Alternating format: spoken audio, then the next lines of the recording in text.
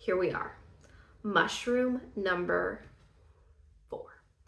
And I'm doing that thing where my students call it a millennial pause before I start talking on YouTube, because apparently millennials, we're used to, like, when our parents would take like old school like video cameras, there you had to wait for the camera to like register and start recording. So we, on our phones, you don't have to do that. Once you press start, it's already going. But apparently millennials, we pause and then start, like we're waiting for the camera to start. Or I say, okay, as like my filler, because us millennials are also an anxious bunch, and fill the silence. So I usually try and edit out my millennial pauses, but sometimes they sneak by, and this is a longer one. So enjoy my millennial pauses. My students totally made fun of me for it. I was filming we do Instagram takeovers on our drama Instagram to hype up the shows, and on, I think it was opening night, it was my turn to take over because they were busy performing, and I obviously don't perform. So I was the only one who had like backstage, and I'm the drama teacher, so I had all access to different cool stuff to show backstage. But I millennial paused before I started talking about the stories, and the stories, you can watch them back, but it's a more live feel. It's a little bit raw, and yeah. So apparently that's a thing that we do. Other millennials, or Gen Xers or boomers out there, did you know we do that? Because apparently we do. The kids know we do that and actively make fun of us for doing that. That's okay. If that's the only thing my students are making fun of me for, that's a win. So this is a purse, and I don't have my computer out here with me today. It's a purse, and I think it's just a big version of this. So drawstring purse. Gals will put a picture. And I haven't read the pattern at all. The pictures are a little bit fuzzy because it's a white bag on a white background. So it's kind of hard to see the details. Again, there are no project pages on this other than the one the designer uploaded. So it's just Gabs and the designer rocking it out on Ravelry project page. So, but my plan is to use this Knit Picks tweed. Chaley and I got this in a mystery surprise. Yeah, a mystery kit from Knit Picks. It was a sock mystery kit, and this was like May of 2022. And you could buy warm or cool. Chaley and I bought the warm one. But then we got this brown, and we both went, huh? Brown is a warm color, I guess. But in my head, I was thinking like pinks and oranges and reds, and it did come with orange and a mustard, which I used in a baby blanket that I made for a coworker who had her son in February.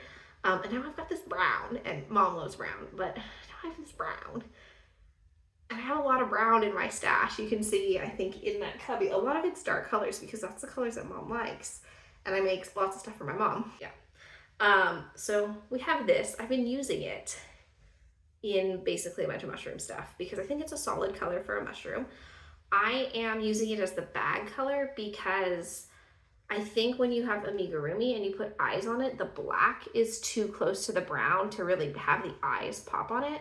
So I'm using all my extra gray scraps for amigurumi mushrooms that have eyeballs versus, I guess, more utilitarian mushrooms. So I'm using this, and for the bajillionth time, I'm using this red that is from my Persian tiles blanket that I still have not finished.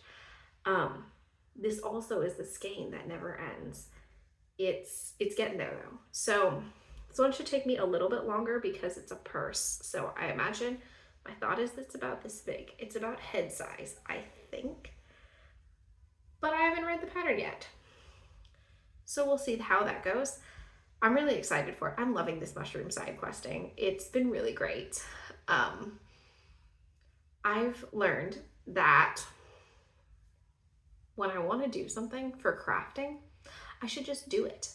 Not wait till it's the best time or it makes sense or start on July 1st because that's Christmas in July and that would be good for creating YouTube content, or just do it. Just do the thing that brings you joy. This is just This is just a hobby, and we happen to make a little bit of money on it, doing other stuff surrounding it that we love, like sewing with my Etsy business, but it's also, I do it because I like sewing, and it's super fun, and I think yarn cozies are so helpful. So yes, that's where we are. I'm gonna go work on my Persian tiles blanket and then start. All right, see you later. I have finished my little mushroom bag, which one side admittedly looks better than the other.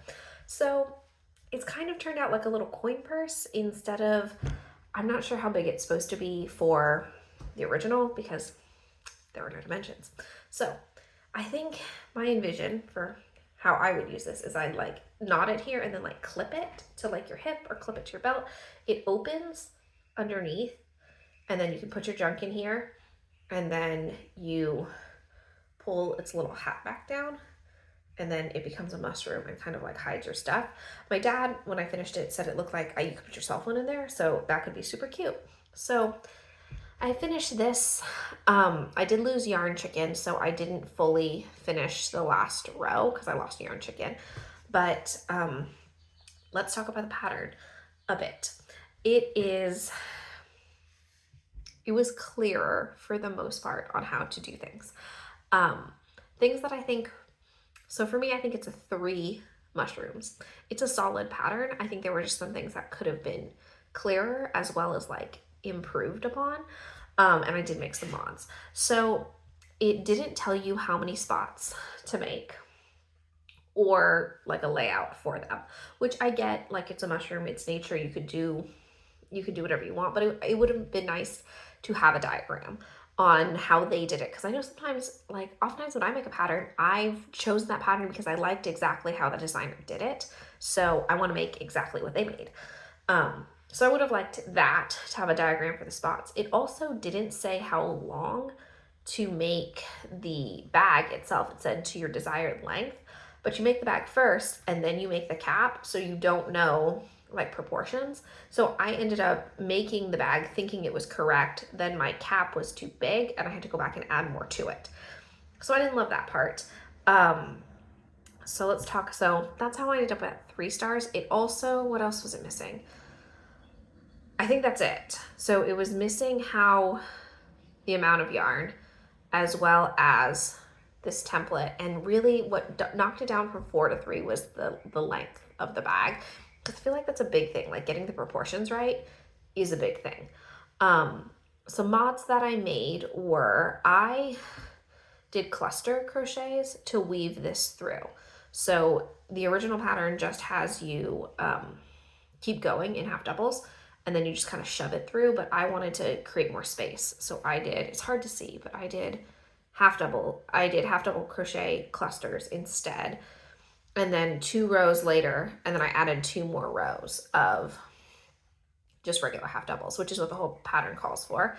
So I modded that, and then the drawstring, I made an I-cord. The pattern originally calls for just chains, but I thought the I-cord would be a lot nicer, so I did that.